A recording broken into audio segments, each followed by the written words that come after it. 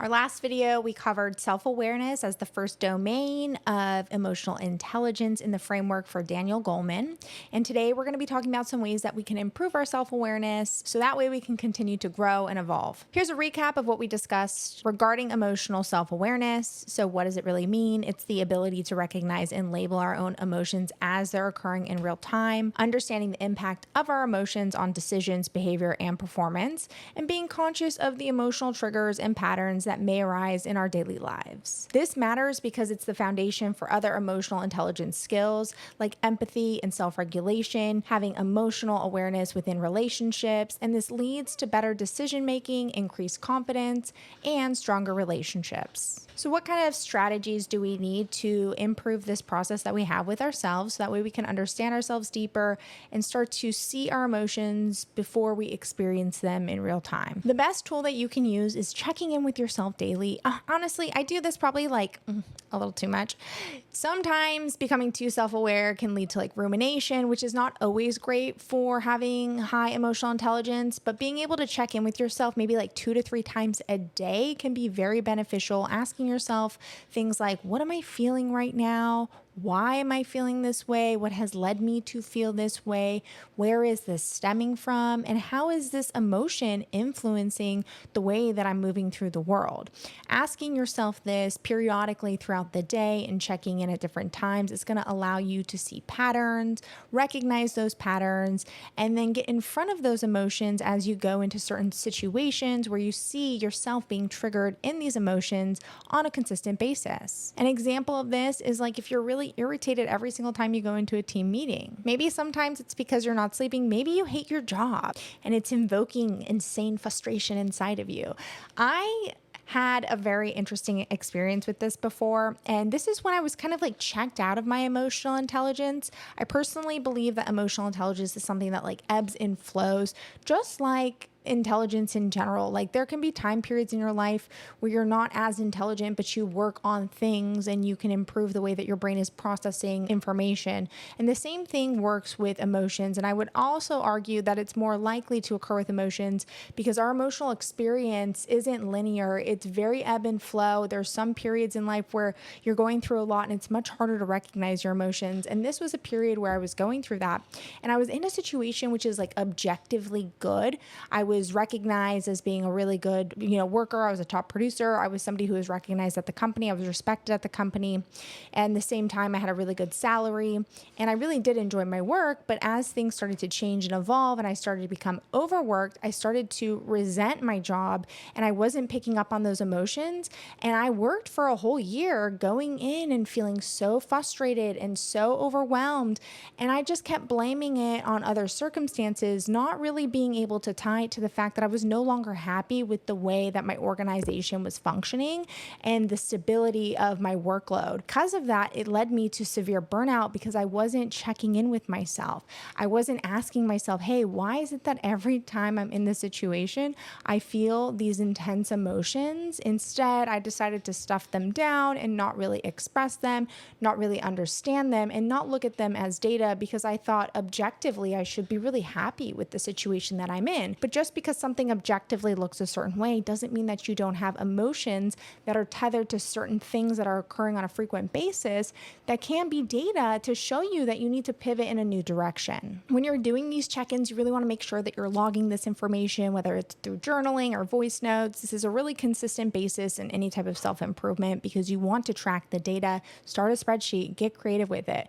Use a work management platform to track everything that you're feeling. I mean, you can do this in so many different ways and you can make it kind of a game. If you have this template of these questions that you're asking yourself and you're going through the process on a consistent basis, then you're going to be able to really see the patterns and tag those patterns with the certain environmental factors that are occurring. So that way you can start tracking where you're in these situations and you can understand the patterns that you're kind of going through and being influenced by in these certain situations. As you're tracking these emotions, you want to name the emotions that you're feeling. So labeling emotions will help you understand them and help you regulate them, because then when you start to feel these emotions, you can start putting them with a certain name. A lot of the time when you're feeling these emotions, you can feel them and you don't really know sometimes what emotion it is. Learning that is going to be very specific to you. I mean, anger feels different for everyone. Some people feel anger in a very subtle way. Some people are explosive. I have felt it both ways. Frustration can be something that you don't even notice until you're in bed twitching at the end of the night, but you were experiencing it all throughout the day. So if you start to name it as you go along, you'll start to be able to tether that back down to the core root, and you'll be able to understand the emotion as it's beginning to evolve as you continue to track it and name it. You want to get really specific with naming it. That's really important, because if you just say like, I feel off, instead of recognizing what you're feeling, then you could feel off in this situation, but if you feel off tomorrow, it can be a completely different emotion, and it can be tied to a different root cause. Because we have to remember, the whole point of becoming self-aware is understanding ourselves. It's not about like demonizing how we're feeling. You're allowed to feel however you want. You're allowed to have these experiences, and you're allowed to feel your emotions, and you want to feel your emotions, but you have to understand why you're feeling them if you want to understand how you can move better in the world, because emotions can become very uncontrolled. I have been somebody with such uncontrolled emotions that I really just don't think it's something that anyone should go through. I mean, I used to think that it was this premise of like, well, like I'm very emotional, like I should be able to feel all my things, and like I do feel all my things, but now I'm not acting on them. And the number one reason we want to understand our emotions is so we can get to that point to understand the root cause, so we can minimize ourselves from experiencing these high overloaded emotions, but also stop ourselves from reacting to things that are putting us in worse situations. Because when you're uncontrolled in your emotions, then your emotions are controlling you, and it's a lot harder to move through the world in the way that you want to move through it. While you're journaling this and you're writing down your check-ins, you also want to write down different situations that you've faced, emotions that you felt in that situation, the triggers that you're able to identify in that moment, and how you responded, because then you're tracking the entire picture at once and you can track your progress throughout it. When you're in another situation where you start to feel that emotion because you've become a master at naming it, then you're going to be able to go back to your notebook and see, in this situation, I also felt this emotion. This is what I did. This is how I responded. And this is how I can respond better this time. So as you're writing this down in this template, make sure you also include an area that gives you the option to write down how you can improve your reaction, because we can always improve our reactions. And the more that you look at your emotions and your responses objectively and move the needle towards how you want to be moving through the world, the easier we'll get over time if you're able to reference the past experiences that you had. An example of this can be, you have a situation where you have a presentation at work, you have a situation where you're recording a YouTube video, and you feel really nervous before you get online and you get really triggered when maybe, if you're at work, your senior manager walks in. You get triggered when you aren't flowing with the way that you want to flow on camera. And your response is that you start to get really agitated. You have to take a break. You waste more time because you're taking a break. Maybe if you're in the meeting, your response is that you rush through your content instead of being able to communicate everything concisely and clearly to senior management. And your reflection is that you need to practice either grounding beforehand. You need to do more, practice before you go into the meeting, so that way you can minimize your nervousness. Whatever your takeaway is for the reflection, that's going to be really defined based on your own experiences and your own needs, but it's a way that you can cultivate that skill to improve it down the road. Something that a lot of people don't talk about is how we actually feel our emotions in our body. And when you're really tapped in with your emotions, and maybe you're not in this area where you're not reacting to your emotions, or you're not as in control with your emotions, you will start to feel the sensations within your body, and it will be very, very intense. And even if you're starting to learn that you're feeling things in the moment, maybe you've ignored your emotions for so long, you haven't recognized that you feel those emotions inside of you yet. Something that you can do to get better at this is you can do body scanning, which is kind of just checking your body and being very aware to your body as to what areas are feeling any type of physical sensation. This can really help you slow down your thoughts, be at very, very stillness, be within peace, and tune in with your physical and emotional state for this process. It's really hard to describe what that's like, but I think the easiest way to do it is to visualize in your head, if you're a visual person, right? Because some people aren't visual. So if you're not visual, let's start there. If you're not visual, like draw out maybe like a little man on your journal and then go through different areas in your body and check off if you feel something there or not. If you're more visual and you're somebody who can like see images in your brain, vision your body in your mind and vision, kind of like a scan going through it and checking off where you feel it. It's something that you have to practice in order to get used to. But if you start to do that and you notice like maybe you feel tension in your shoulders, you can link that back to what the root cause is. Maybe you have a very stressful event up and coming. Maybe you've been under a lot of stress recently. Maybe you're nervous about something. Whatever the case may be, you want to take whatever you're feeling in your body, like those butterflies that you get, which equate to like anxiousness. Maybe you're going on a date and you feel anxious and you have that in your body and you're feeling nervous because you haven't been on a date for so long. Maybe you've been on 2 dates with this guy and those nervousness butterflies are telling you that maybe you're not a good match. It's a really good way to use the way your body is reacting to help you understand what your emotions are saying, because our body reacts faster, I think, than our mental mind does to understanding what's going on. Our body is always speaking to us. We just have to tune in to understand exactly what it's saying. After you've become a little bit more self-aware with yourself, another great tool that you can use is you can ask for feedback from friends, family, other people that you're working with. I mean, make sure you trust these people because this is a very sensitive subject, right? Like, I'm not just going to ask any friend, like, hey, do you think I'm crazy? No, I'm not going to ask you that because I don't trust you. And if I don't trust your opinion, I'm not going to use something that's as vulnerable as like my emotions and the way I'm viewing my emotions and allow somebody else to change that. You have to be very sure that the people you go to are trusted advisors. They're people that you would want to live the life that they're living. They have more control over their emotions or equal control. They understand things at a depth level. But if you have people like that in your life, or if you don't, join communities online where there are people that have that, and ask them, can you give me some feedback where I may have some emotional blind spot? You can use prompts like, when do I seem the most reactive in our conversation? Have you noticed any patterns in my emotional response? Are there any moments where my emotions have made you feel uncomfortable? Do you feel like my emotions ever get in the way of me being able to communicate my thoughts and feelings? I've done this with my dad because me and my dad had to learn how to communicate over the years because, when you grow up in a dysfunctional family, even if there are people in the family that don't want to be dysfunctional, the family unit is dysfunctional. So when you leave the family unit and the family unit falls apart, and that dysfunction existed as like a core fundamental foundation of the family, even the people who are trying to be better and trying to evolve will have dysfunction between them. And it's something that you have to work on. And we had a lot of dysfunction that we had to work through. And I had to say, is there anything that you're noticing?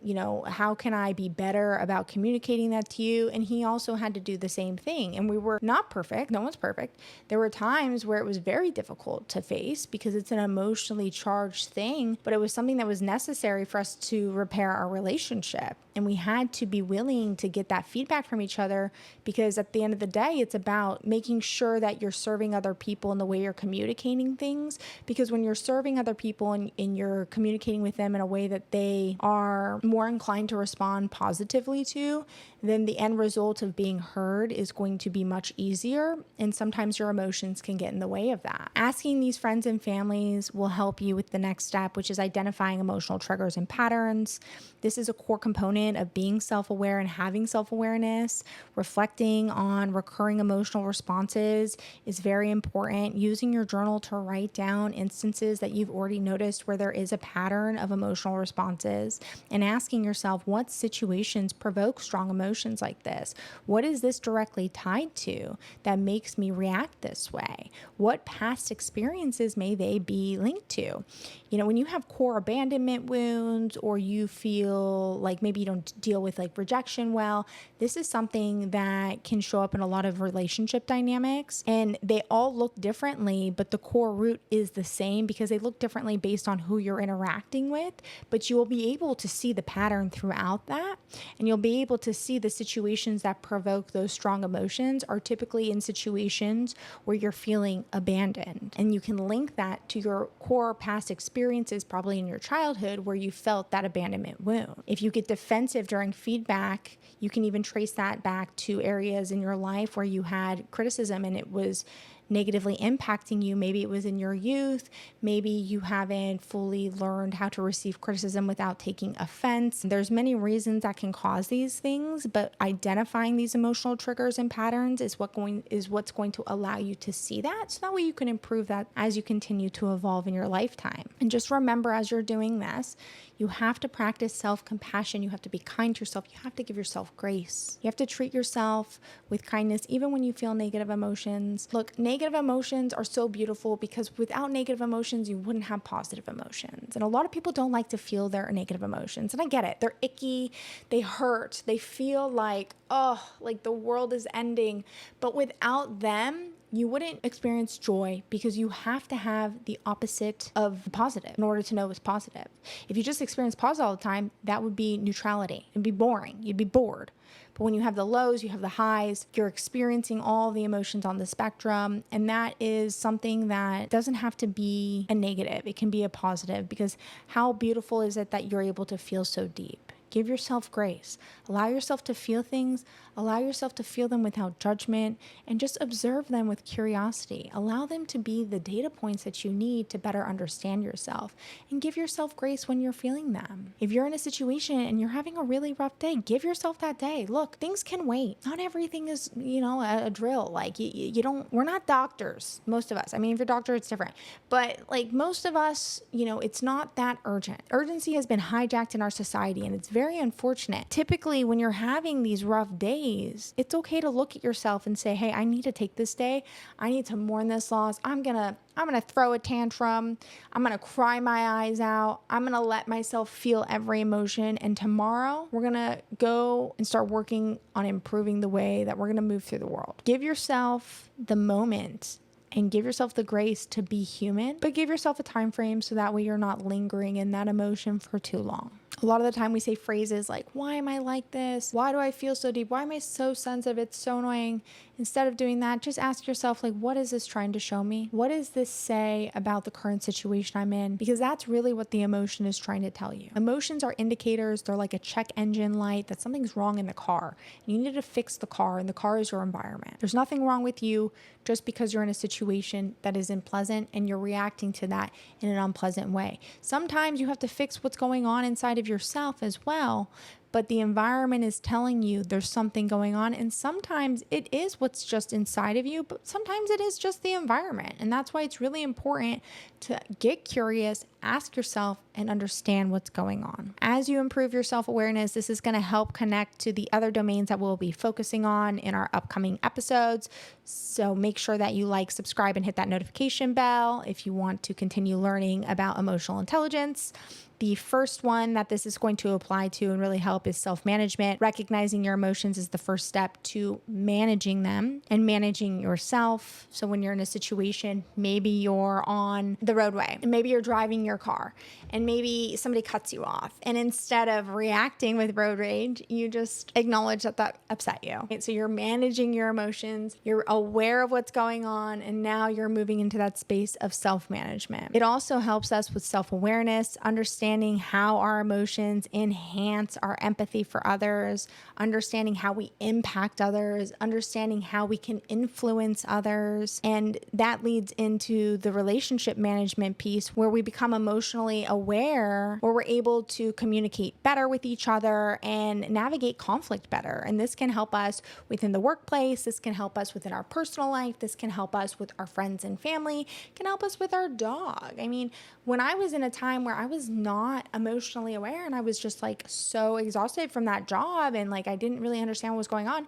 I mean, I was having a hard time with my dog. He was not listening to me. We had a disconnect. We didn't have trust because the way that I was feeling, even though I wasn't feeling it and I was stuffing it down, was affecting the way that I was moving through the world. And it was making it harder for me to navigate and deal with conflict and communicate effectively. And that ended up impacting my dog. It's really important that we become self-aware because it is the foundation of emotional intelligence. And these are the other areas where it is impacted. So a quick summary of what we can do in our journal so that way we can improve our emotional self-awareness. Pause and check in with your emotions throughout the day. Label these emotions accurately using tools like the emotional wheel or even just simply writing it down. Make sure that you're tracking patterns with an emotional journal. Listen to your body as that emotional compass through the body scans that we discussed. Practice mindfulness to create space between that feeling and action, slowing down your racing thoughts, allowing yourself to take a pause. Make sure that you're seeking feedback to uncover blind spots that maybe you can't see, but people that you trust can see. And show yourself compassion and give yourself grace instead of judgment, because this will take time. But just remember that time is on your side, and every single day you have the opportunity to get better at understanding yourself at a deeper level. I'm a little bit behind on uploading on my Substack the checklist that I've been promising you guys. I will have this uploaded on there, and other ways that we can improve our self-awareness. I have a couple of ideas that I want to see if they're applicable or not. So make sure that you join the Evolution Revolution on Substack by subscribing. I'll have that linked below. And if there's any other type of self-improvement that you're looking for, make sure to leave that in the comments. And if you like learning about the process behind the progress or the truth behind the trends, make sure that you like, subscribe, and hit that notification bell. We'll see you guys next time.